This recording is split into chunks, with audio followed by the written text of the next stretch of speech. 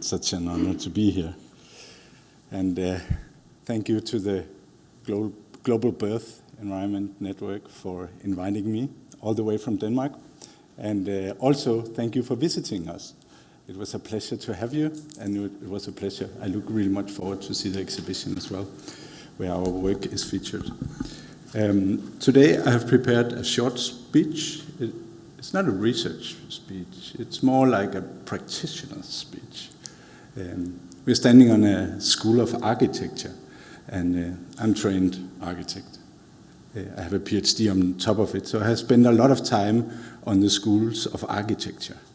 And I guess this small story is also a very personal story, because I should share a secret with you, because I don't know much about healthcare.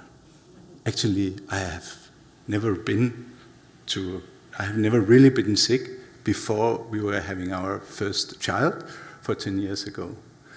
So I'm really not a specialist in healthcare, but I'm a specialist in architecture, and I'm a specialist of bringing different types of artists together and different types of practitioners together, and then together we will make a solution. And that's really important here. I want to acknowledge some of the people that I work with, midwives, leading midwife, and Skouboe, leading obstetric surgeons. Lars Burmester has been like the last 10 years they have been driving this knowledge. And what I present here is just a small, tiny thing of the whole projects. Also, Nikon ambassador, Morten Hilmer, nature photographer, award-winning PhD sound designer, Marie Højlund, just to show that what I'm doing is just a small thing facilitating these projects. So,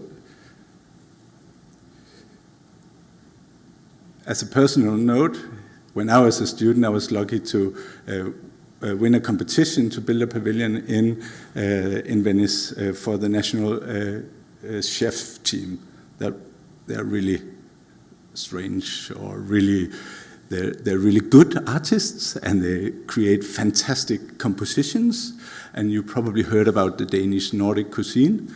And if you have a client, then imagine a client that has no compromises, and it's just about the experience of the plate, and you have to comply with that, and you have to create something poetic that kind of match into them.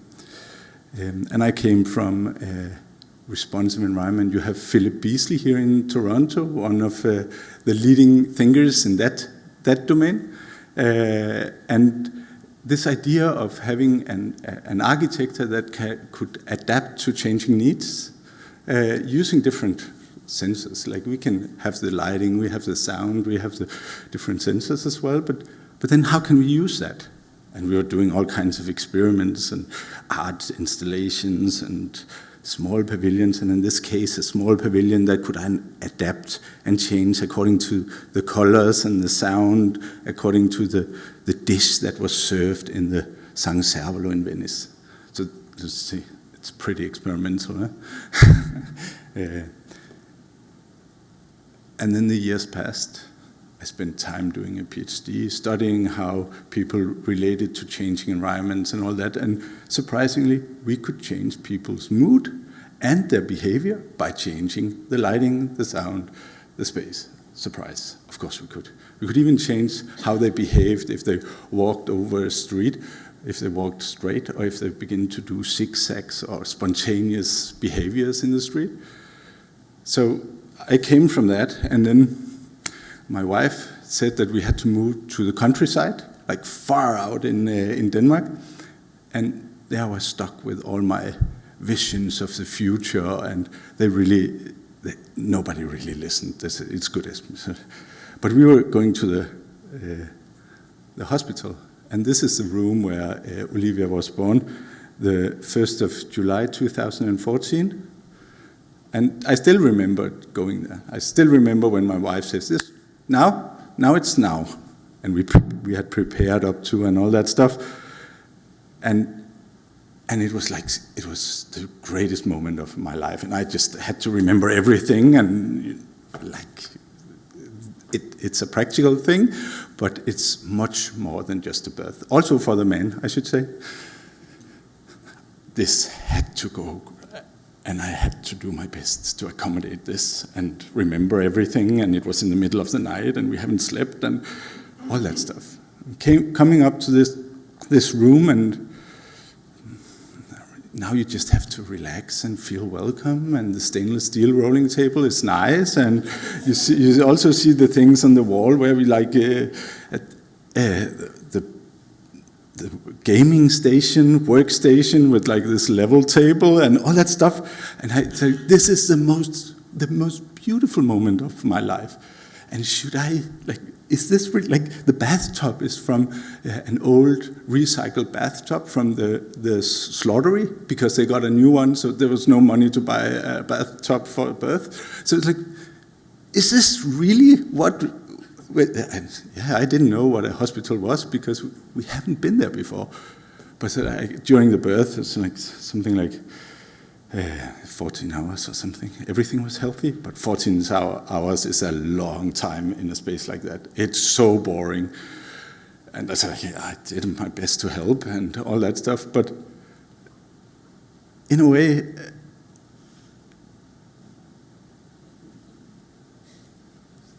this is the greatest moments of our lives. And at the same time, it's the place for professional work. That's really important that these two different streams align in the now. And I was so disappointed. And so I was happy for the child, and I was like, but this cannot be it.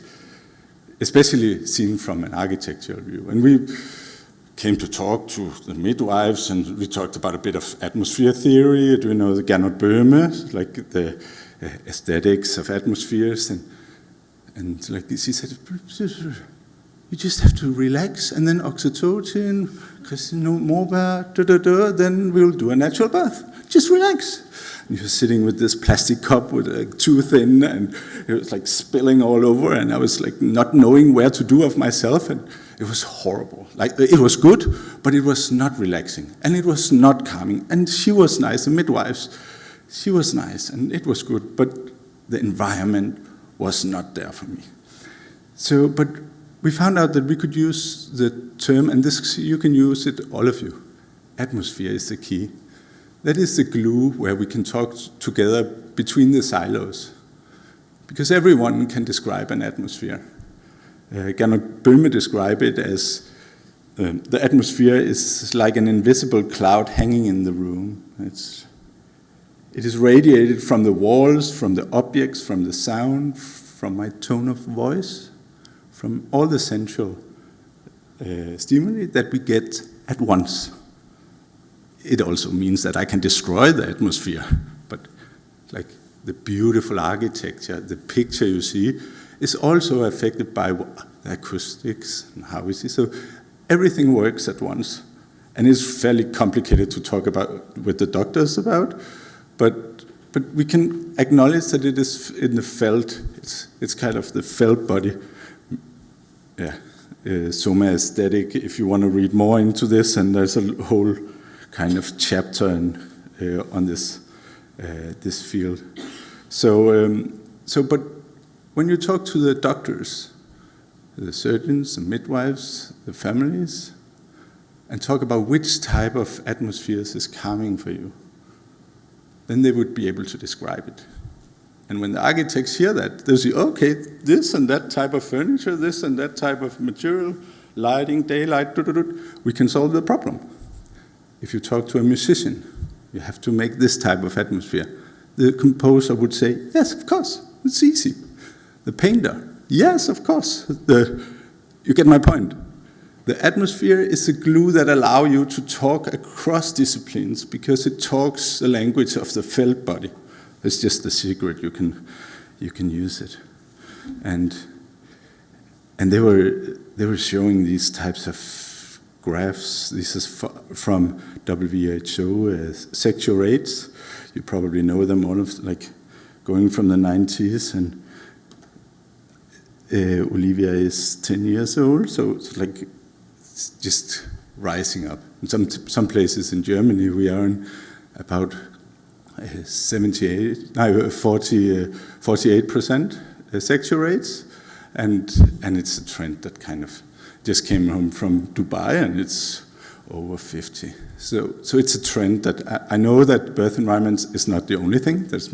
It's a complex story, this, but the birth environment is at least one of them.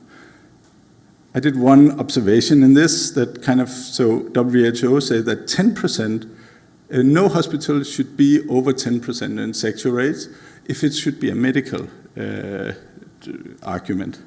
That means that if you can take the bottom 10% out and then you have the last, that would be the acute sexuals. Then the last part is the electives. So what happens is that the electives explode, basically, in the trend. The Midwifery Association in Germany tried to investigate why is this happening in Germany, particularly. And they found out that number one reason was the fear of the natural birth by the pregnant woman. That was number one reason. Number two, staff shortage at the clinics. Number three, organizational and time-saving reasons. So let's just try to focus on the first one, the fear. It's also really related to what we heard before, and say, what can the birth environments do to bend this curve? We should have a curve that goes like this to the right. It should completely bend. The trend should, we need to make a radical change. And WHO have this fantastic report on evidence on synthesis and potentials for collaboration between artists and the field of arts and the field of health. But they also have a fantastic report just published afterwards that say, hey, there is a huge no-do gap between these silos.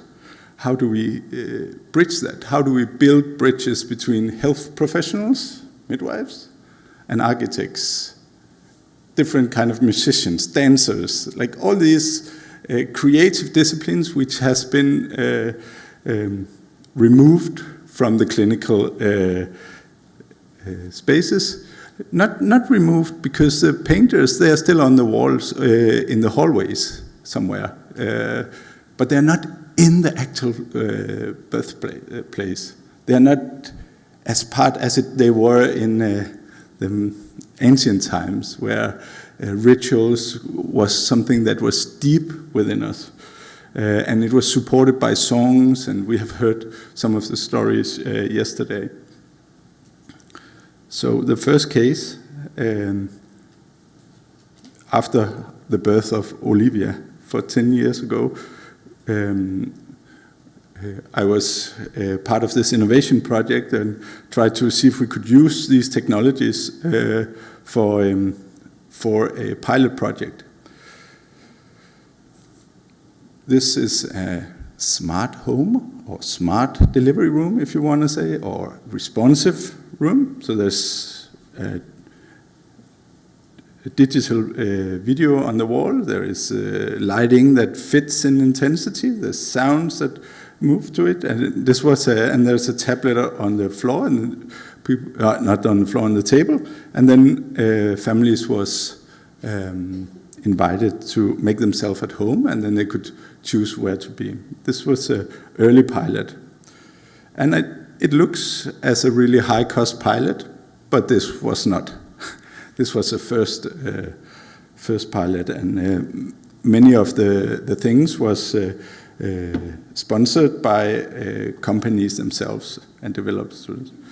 But here you can see how the room radically changed according to which type of mood you have. This is just 3 different, and of course you could shut everything off if you wanted. So if you came in the morning, it will meet you in the resonance of the morning. If you come in the night, you will see the moon. If you come in the day, you get the point.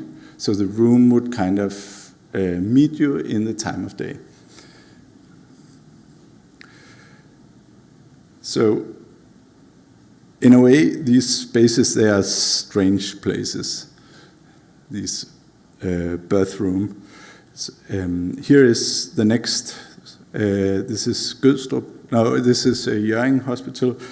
It's completely new healing hospital, newly designed and renovated, or newly built, and it's just the same as the one you saw before. And this is the same as when you travel around. This is how they build. This is how we build. This is how the idea of the clinical birth produces spaces, and we have seen it before. So in a way, we need to give them techniques and design guides, and it's so fantastic, the work that has been done, and create examples. First of all, to get all the technical mess away, because we only use it in like under 10% of the births. So get them away, clean up the mess, and don't treat the birth room as a slaughterhouse that should be easy to clean after you're done. But seriously, there is white glazed tile on the wall. We have a slaughterhouse like that. And my wife gave birth in a slaughter bathtub. It's like, I should say this is not how it looks in Denmark now, but if you're talking about levels of fear and your subconscious response, then when you go into a space like that, your reaction immediately will be, and I was not even giving birth, I was just helping. So you get my point. And actually here is also another point. To activate the resources from the partner, either the husband or the other partner that is there. Because when you feel at home and you feel safe, you enable a whole platform of resources in the partner, such that he can or she can do all kinds of things. Do I need a cup of coffee more, or should I need a massage? Or it's like, instead of being afraid of doing something wrong. So there's a lot of agency in this. I have some findings in the end, so I'll just. And what we basically did was just to craft a co-design, normal design process that any architects here know and we have heard about before, involving the midwives, involving the families, talking about the sensual experience and trying to work with the craftsmen and artists to chase the moods. Maybe the secret here is the interview with the local women, because we tried to interview 60 local women and try to understand which type of moods from local nature would resonate deep memories in them of calming experiences from their local neighborhood. And then we built a map on that and sent out our artists, and they went to the wild. We call it chasing moods.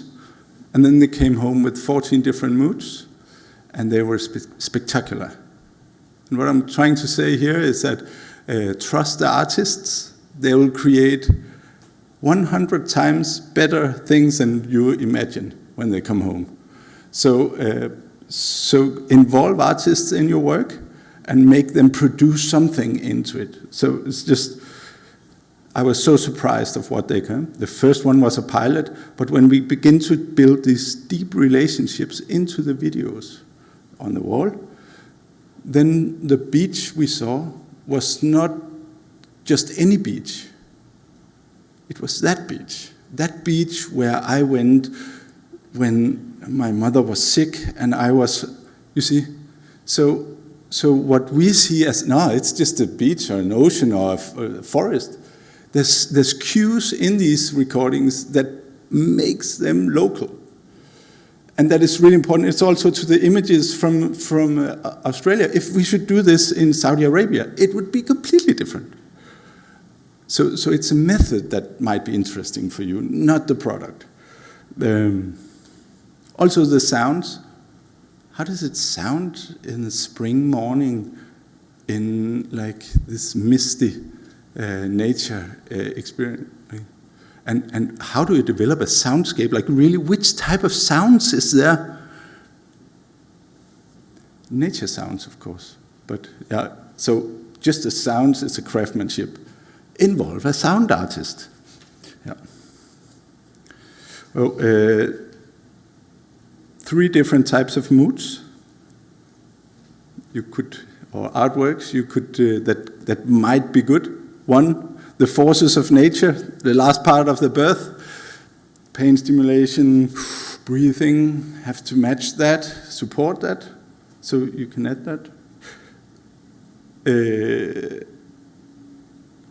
Moods that support the circadian rhythm. If you come in the night, you see night moods, morning, so different types of moods that does that.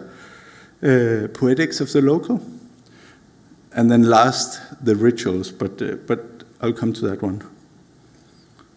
So these are images from Jørgen.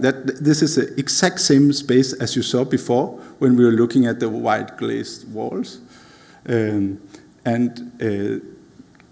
There's a projection screen that you can have down and up if you want, but basically, and then the bed is here behind, and all the technical stuff is removed. And here you see the map of local nature. It might be difficult to see, but that's one of the cards that kind of show where the moods come from.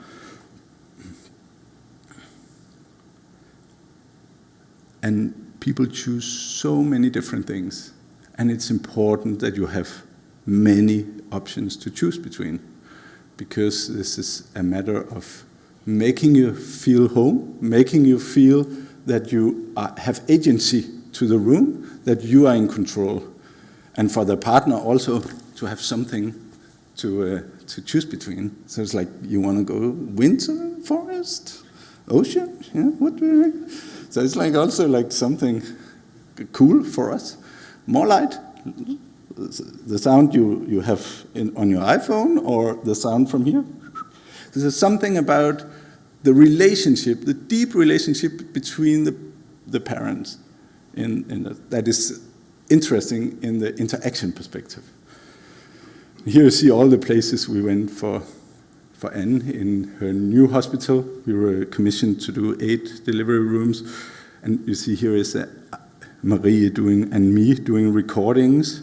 These are, of course, not normal recordings, but she kind of insisted that we should not use a microphone like that. We should have a special, like, ambisonic microphones that was really expensive, and so we could hear that the bird was sitting over there, or the waves were traveling through the space.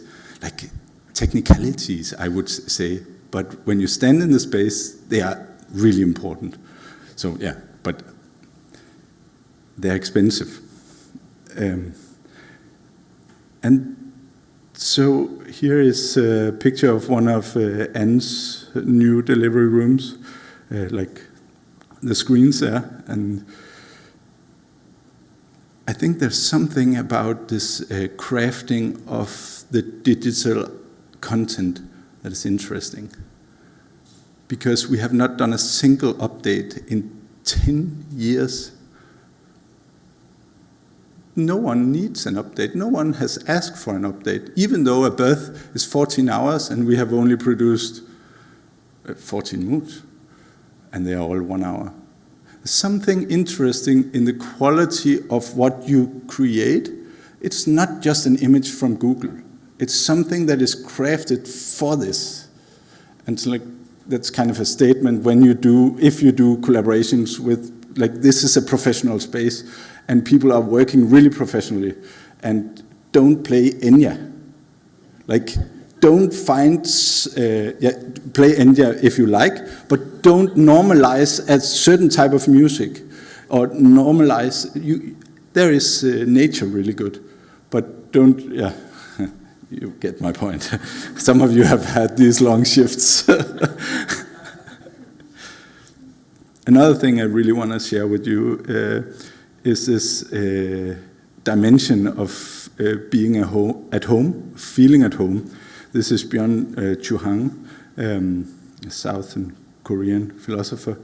And We can define rituals as symbolic techniques of making oneself at home in the world. They transform being in the world into being at home. They turn the world into a reliable place. They are to time what home is to space. They render time habitual. He has a fantastic description in this book where he describes how we understand our life through rituals. Birth ritual, like then we go up and every year we have a birthday, then we get married. But these rituals, they are like milestones to understand who we are, where we are in time. And I just love that reading. And in a birth situation, and in a clinical birth situation, where is that feeling of home, of being home in time? Where is that celebration of the actual birthday? This is the first birthday of your life. And this is one of the midwives, together with a theater group, Odin Theater, we developed a ritual. They're really good at these rituals, big setups. And we invited families from the West Coast to design kites and come and fly with them in the dunes. Oh shit! And raise their flags. And every time birth happens in Gødstrup, there's a secret button, and the midwives activate these flags, and they come in, and she comes in with the flag, and it sounds a bit corny, it does, but it's so sweet, and it kind of goes from I'm me, and I'm a pregnant woman, and now I am us, we are family, and then suddenly, from a secret button, you activate the awareness of a community that welcomes you with love and with a lot of unpractical things, like raising 60 flags at one time is really unpractical. And when you see that unpracticality and that act of love, this is done, like nobody has got money for this, they're just doing it. Then you feel the community love to you, and it doesn't matter which type of culture you are. It doesn't matter. You are welcomed here because we raise the flag for you, in a way. The last case I want to show you is a bit of a more tough one. We were commissioned to do a delivery room for stillbirth. So not every birth is a happy birth. But this is a tragedy, and some of you might have been working in these situations, but it's a tragedy that has happened, and there's not much we can do about it, other than making the best experience out of this tragedy. There's really no life to save. The only life there is to save is the afterlife of the family that is left. And the best that can happen is that they, in a couple of years, come back with a new big hope. That would be the best. And together with the priest, the local priest, and an actor, and the staff, we were trying to see if we could transform this space. This is the space in Aalborg where you're invited to give stillbirth. And it's brutal, I should say. And it kind of almost hurt when I said, no, we will not do this, this is too hard for us. But when I saw the space, then we couldn't say no. So, and there's all I think I love this picture because this is taking like 2 years ago. It's not old. And this was what we created. All the same equipment is there, but we basically just cleaned up. We used some of the material we had from the local nature to welcome them. But in the other rooms where like normal births happened, it would be running when they came as a welcoming. Here everything would be on the family's wishes, so nothing would be on, just the lighting and welcoming atmosphere. And then sensitively you would accommodate if they would like to, and after an hour maybe you could begin to start to introduce it. So it's much more slow, but when we asked families afterwards, we asked 15 families in one scenario, like what you saw before, and then this one, and the amount of words used to describe this tragedy was really short in the first one. They were happy they survived. And in the other one, you had words like, it was beautiful, I was calm, it couldn't be anything else. What happened here was that the grief process already started during the birth. And what you see back on, like what you look back on after the birth, the after picture, is a piece of poetry rather than it's a fight for your life. And if you fight for your life, you can only lose. So then it's a loss of a child and there's something wrong with you. It was not a real child. But if you celebrate it and kind of celebrate a short life, then it can be types of beautiful in the big tragedy that happens. And the midwives is writing up papers on this at the moment. And now my time is up. All this is documented in research. We can show it to you on.